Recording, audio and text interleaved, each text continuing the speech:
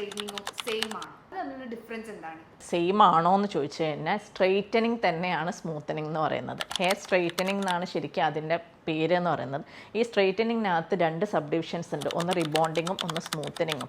ഇതിനകത്ത് ഇപ്പോൾ റിബോണ്ടിങ് എന്ന് പറയുന്നത് ഇപ്പം നമ്മൾ അധികം ചെയ്യാറില്ല, പണ്ടൊക്കെ റിബോണ്ടിങ്ങും ചെയ്യാറുണ്ടായിരുന്നു. റിബോണ്ടിങ് ചെയ്ത് കഴിഞ്ഞാൽ ഹെയറിനെ നമ്മളൊരു മോർ ദാൻ 90% സ്ട്രെയിറ്റ് ആക്കുക എന്നുള്ളതിനായിരുന്നു റിബോണ്ടിങ് എന്ന് പറയുന്നത്. സ്മൂത്തനിങ് എന്ന് പറയുന്നത് ആക്ച്വലി 60 to 70% സ്ട്രെയിറ്റ് ലുക്ക് എന്നായിരുന്നു ഇത് ഇറങ്ങിയ കാലത്ത് ഇതിൻ്റെ കണക്ക് എന്ന് പറയുന്നത്. പക്ഷേ ഇന്ന് എങ്ങനെയാണെന്ന് വെച്ച് കഴിഞ്ഞാൽ എല്ലാവരും വിചാരിക്കുന്ന സ്മൂത്തനിങ് എന്ന് പറഞ്ഞു കഴിഞ്ഞാൽ 100% അത് സ്ട്രെയിറ്റ് ലുക്ക് വരും എന്നുള്ളത്.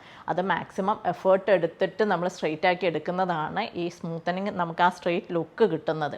ഇതിനകത്ത് രണ്ടും തമ്മിലുള്ള ഡിഫറൻസ് എന്ന് പറയുന്നത് പ്രോഡക്റ്റിലോ ഒന്നിലും ഒരു വ്യത്യാസം വരുന്നില്ല. അതേ സ്ഥാനത്ത് നമ്മൾ ചെയ്യുന്ന പ്രൊസീജിയറിൽ ചെറിയ 1-2 സ്റ്റെപ്പ് നമ്മൾ റിബോണ്ടിങ്ങിൽ ആഡ് ചെയ്യും, ബാക്കിയൊക്കെ സെയിം തന്നെയാണ്. ആ പ്രൊസീജിയർ ആഡ് ചെയ്യുന്നത് കൊണ്ട് മാത്രമാണ് ഇതിന് പക്കാ സ്ട്രെയിറ്റ് ലുക്ക് വരുന്നത്. ഇപ്പം കുറച്ചുകൂടെ അത്രയും സ്ട്രെയിറ്റ് വേണ്ടാണ്ടാണ് നമ്മൾ സ്മൂത്തനിങ് ചെയ്യുന്നത്. പണ്ടൊക്കെ എന്ന് പറഞ്ഞാൽ നമുക്ക് ക്ലാസ് തരുന്ന സമയത്ത് സ്മൂത്തനിങ് എന്ന് പറഞ്ഞു കഴിഞ്ഞാൽ അത് ചെറിയൊരു വേവി ആയിട്ട് തന്നെയായിരുന്നു അവർ കാണിച്ചു തന്നുകൊണ്ടിരുന്നത്. പക്ഷേ ഇപ്പോൾ എന്ന് പറഞ്ഞു കഴിഞ്ഞാൽ സ്മൂത്തനിങ് ചെയ്ത് കഴിഞ്ഞാലും സ്ട്രെയിറ്റ് ലുക്ക് തന്നെയാണ്. റിബോണ്ടിങ് അത്രയ്ക്ക് നമ്മളിട്ട് പോകുന്നുമില്ല.